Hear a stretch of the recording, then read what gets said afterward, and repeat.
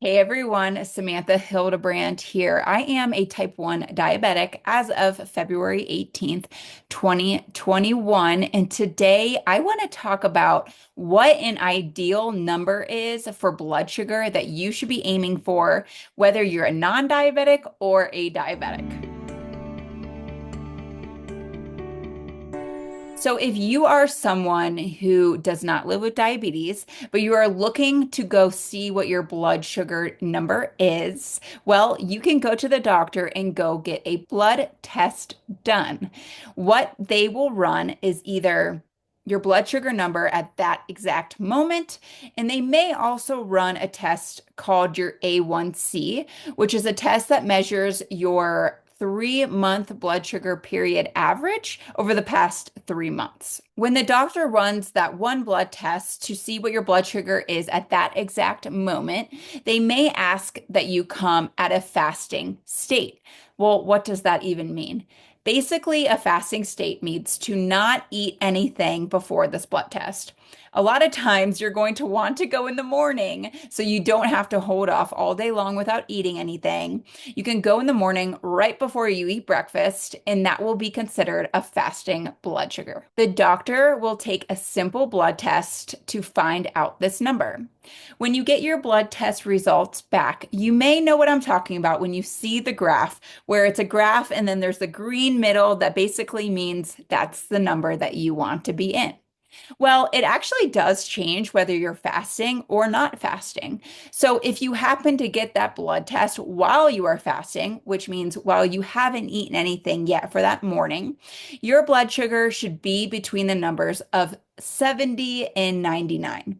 Roughly. That is the number that a doctor is going to look at to see if you have normal blood sugar numbers while fasting, 70 to 99. Now, let's say you've already eaten for the day and you go and get that blood test in the afternoon around 2 or 3 p.m.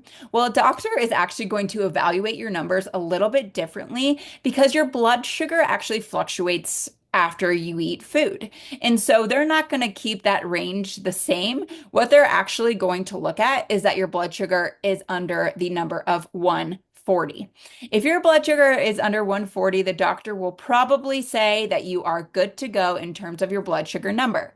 But remember, if you are fasting and your number is under 140, then that is actually too high. So it really just depends when you go in and get this blood test. So as a quick recap, if you're going fasting, you want to be under the number of 99. And if you are going after you eat food, you want to be under the number of 140.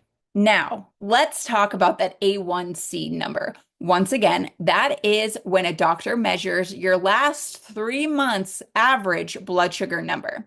Now, in the United States, we actually measure this a little bit differently than I think pretty much every other country. And so our numbers are a bit different. So if you are in the United States, you're going to want an A1C average below 5.7%.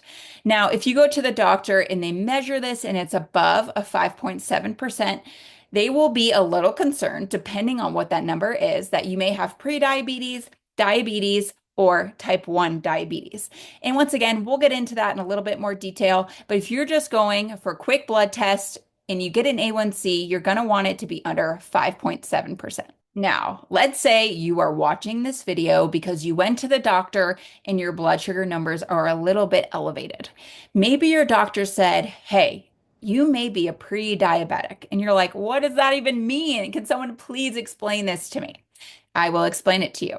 So, if you go to the doctor, you get a blood test, and you went fasting, and your blood sugar number comes back between the numbers of 100 and 125, you technically are a pre-diabetic, or you have been diagnosed with pre-diabetes. Now, let's say you went to the doctor and you already ate food for that day and your blood sugar number is above 140. Well, the doctor is probably going to say, you may have pre-diabetes. And that can be probably anything from, let's say, 140 to maybe 180. That would be considered a pre-diabetic level. Now, let's say you got that A1C test done. That's the 3-month coverage of your blood sugar. That would be probably something between a 5.7 and a 6.4. You would be considered a pre-diabetic. And you may be saying, okay, Smitha, what does pre-diabetic mean? Like, why is that different than diabetes? Well, pre-diabetic kind of means that you're on your way to getting diabetes. So it's not a full-blown diabetes diagnosis, but there is some irregularities when it comes to your blood sugar, and you are running a little bit high. So this is usually a cause for concern, but you shouldn't be so overwhelmed where you're like, oh my gosh, I have diabetes. Really, it's just a pre-diabetes number that you should be concerned about, that you should look into finding ways to lower your blood sugar, but it doesn't necessarily mean that you have diabetes. Now, let's say you went to the doctor, you got a blood test done, and your numbers happen to be pretty high. Let's say you went fasting and your blood sugar numbers are above the 125 marker. Technically, that would be considered diabetes.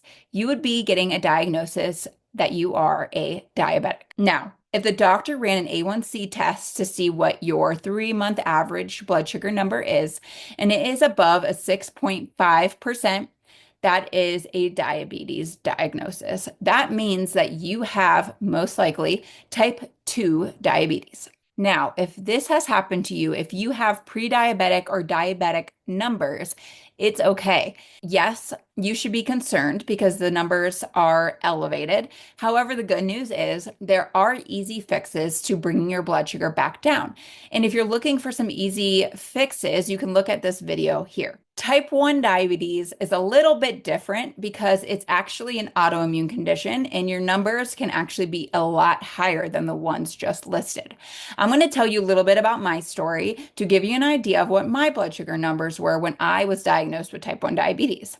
So my doctor ran both tests. She ran my current blood sugar number and then she also ran my A1C test.